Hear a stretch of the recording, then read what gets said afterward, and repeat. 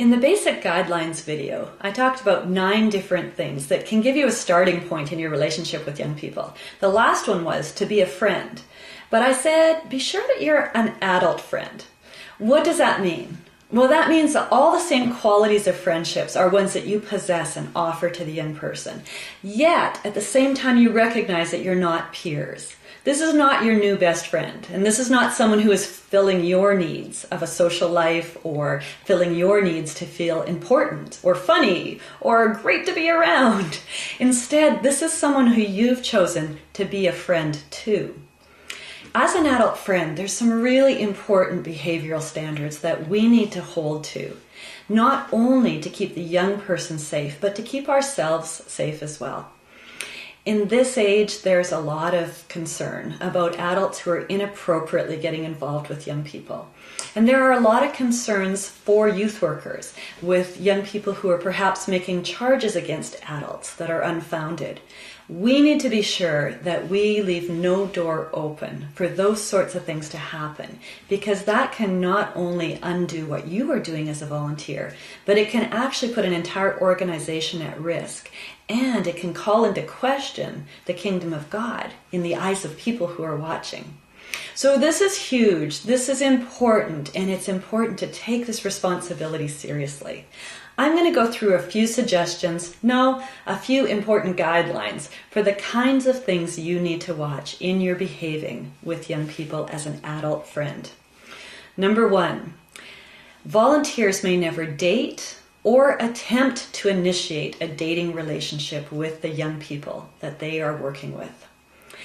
This is just, it seems like a no-brainer. Of course that would happen. But there are times where I'm sure people can think of all sorts of good reasons that this does not apply. Bottom line is, it does apply. If the young person is part of a Youth Unlimited program and you are in a volunteer position, you are in authority over them, thus making this relationship actually not only inappropriate, but also illegal.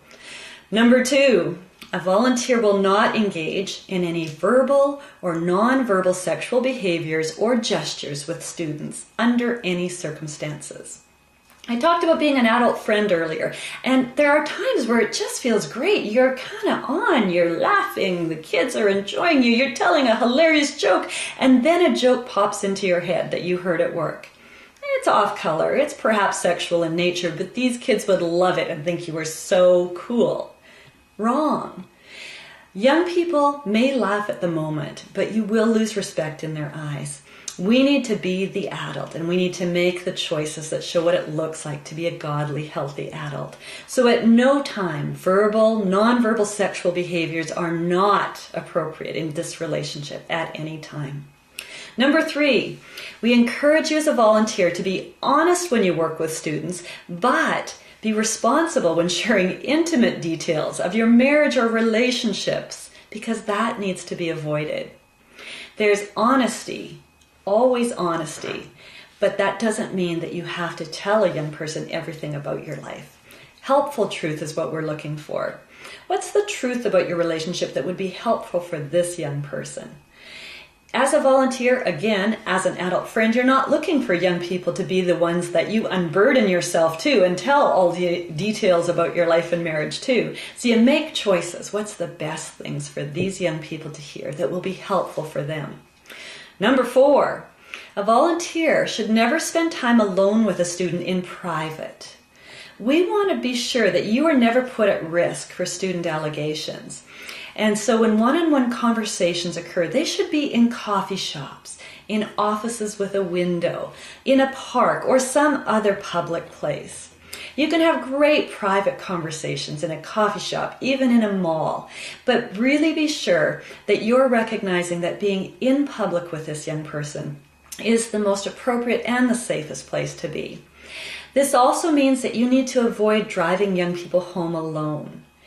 If this is to happen, if in some situation you are left alone with a young person to drive them somewhere, then you need to call your supervisor before you leave or text them, and then text or call them when you drop the young person off at the conversation.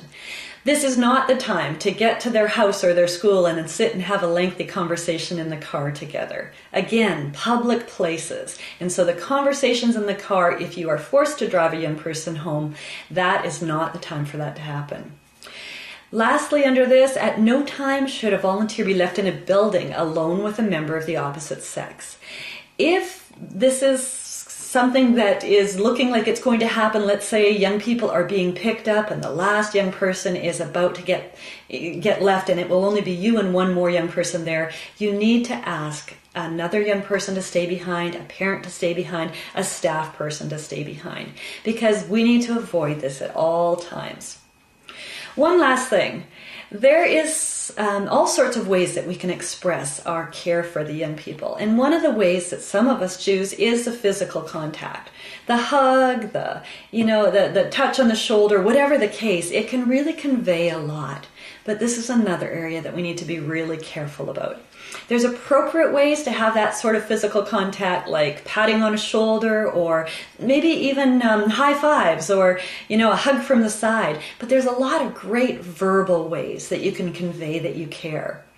Keep in mind the kinds of things that aren't appropriate is full-on front hugs or hugs from behind, patting, pinching someone on the butt. I know, it sounds like it should be a no-brainer, but we've got to say it because we need to be sure we're all clear. Also, piggyback rides or massages or sitting on laps. Any sexual display or something that could be mistaken as a sexual display is not only inappropriate, but it's off limits.